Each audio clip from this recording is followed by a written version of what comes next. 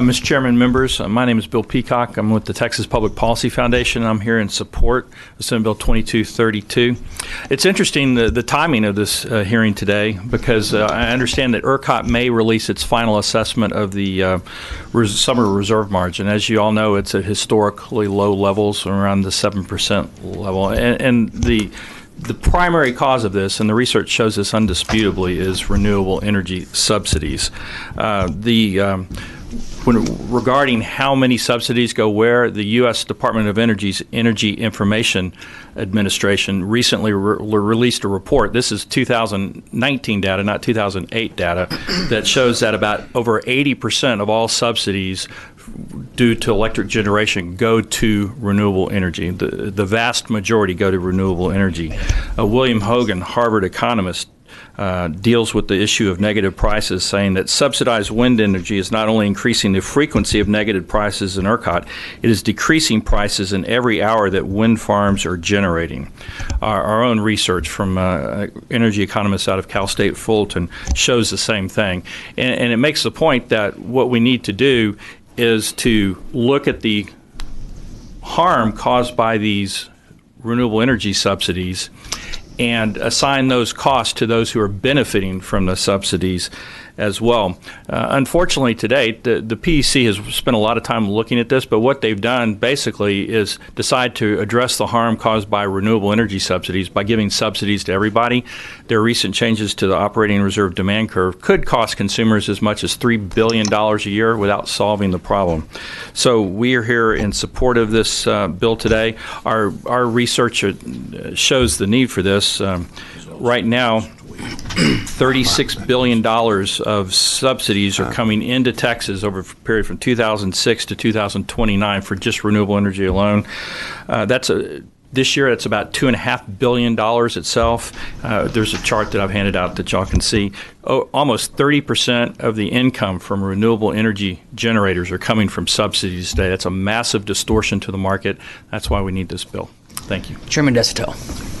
Well, maybe I don't understand, but if you truly believe what you said, you'd be welcome in a study, because then that would show what your point to be factual. If we studied the entire industry, following your thoughts, then that study would show the harm that wind is truly doing.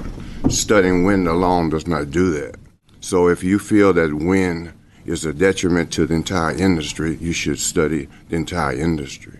Yeah, there is study after study after study after study already shows that wind is the problem here. What we need is a study to identify those exact costs and assign who's going to pay for those costs, and it should be those. You don't know that if you're only studying one sector. We already know that because all the studies have already looked at this, and wind is clearly the culprit here. But then you should not be opposed to everything being included in this study, if that is a fact, what you're stating.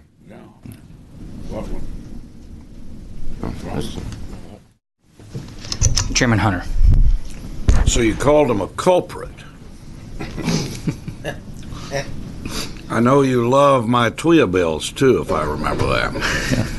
It's the subsidies that are the culprit, not individuals. It's the subsidies. Now, if we're in fairness, if we really believe in fairness, not special interests, why aren't we studying everything, or why are we focusing or pinpointing? I've never even been engaged in this, but you're persuading me to go another direction. So I want to know why they are a culprit and why we're spending taxpayer money focused just on them rather than other areas. Okay, that's a fair question. And then I'm going to want Jeff to respond. Pardon? Oh, yeah. Okay. Well, the reason we would be focused on this is because, as I said, $36 billion of taxpayer money is being spent on wind in Texas from 2006 to 2029. That's a lot of money being taken away from consumers and given to major corporations. You can see on my one-pager here that since 2006, $14.4 billion worth of production tax credit subsidies have gone to to major corporations with $355 billion worth of market cap. I think it's worth spending a little bit worth of taxpayer dollars to see what we can do to address that problem. We all know that. Here's my point. So you can tell me that the rest of the industry are not culprits and it's just them. Is that right? It's not the industry that's culprits. It's the subsidies that are culprits. Oh, okay. So now they're not the culprit. That's what I said from the beginning. Oh, okay. I want a response from you. I don't want a speech. I'll do my best. May I borrow your chart? Sure. This chart's fantastic. Interconnection costs. Every power generator has an interconnection cost. That's not a subsidy. Crestline somehow became $14 billion. I'd say ask the PUC what the cost of the CRES was. A third of which, by the way, was for standing up Central Texas to deal with growth. Wind is saving over $1 billion a year. I would submit to you that a transmission, number one, we don't call the transmission that we're building for the Permian a subsidy. The transmission lines that facilitated bringing $1 billion in savings off of wind energy is not a subsidy. That's a superb investment. Bill mentions this, and they've been putting it out on social media. A chart about electric generation.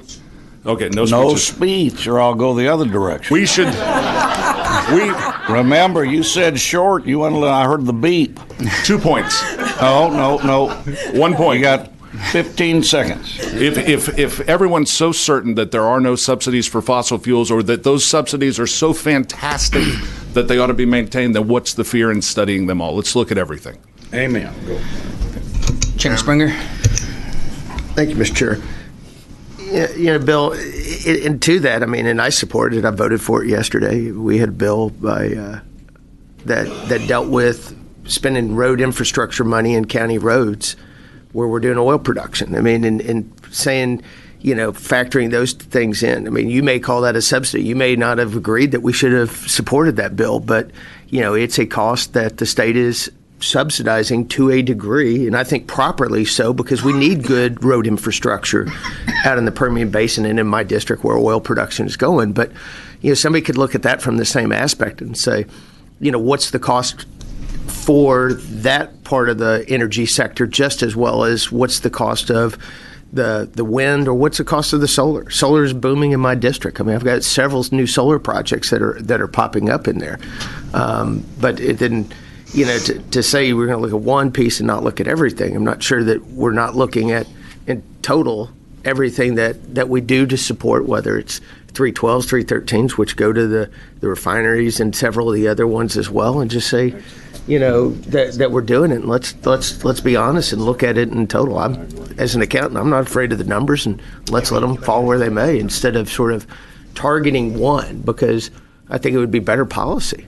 Well, what the EIA will tell you is over 80% of the subsidies are from wind. So if you want to, well, no, but you missed my point. You just totally missed my point. No. I'm saying, if you keep wanting to say subsidies, I want to say let's look at the total cost to my constituent that lives next door to me in Munster, Texas, who pays their taxes. That says, where do my taxes go? Where do my subsidies go? Whether it's a fraction of a cent or a whole cent or a dollar somewhere, and figure out what that is. Right. And is that money well spent? I would not to, because I don't want Chairman Morris to be mad at me. I would argue hers is very good money spent, but it's a fair thing to be able to look at. Right, and I wasn't arguing with your point. I was just saying that this bill focuses on federal subsidies, and the federal subsidies are over 80% towards wind. So if you want to look at all these costs, you're going to have to change the nature of this bill and look at both federal and state subsidies. Was my point. So, all right. Thank you, Representative Guerra. Thank you, Chairman. I guess is along the line of Chairman Springer's comments. What concerns me is the scope of the study is so narrow, and you've already expanded on that or explained that. I'm not hearing what I need to hear. The scope of the study, the way you have this thing set out, how this bill is set out, really concerns me. The scope of the study, I just have real issues with that. Well, again, as you pointed out, I don't have it set out this way. I understand. The legislature does. Well, you're here testifying for it. Right. I like the bill. I think if you want to expand the scope, that is your prerogative. The results would be the same, however. Presumably. Thank you.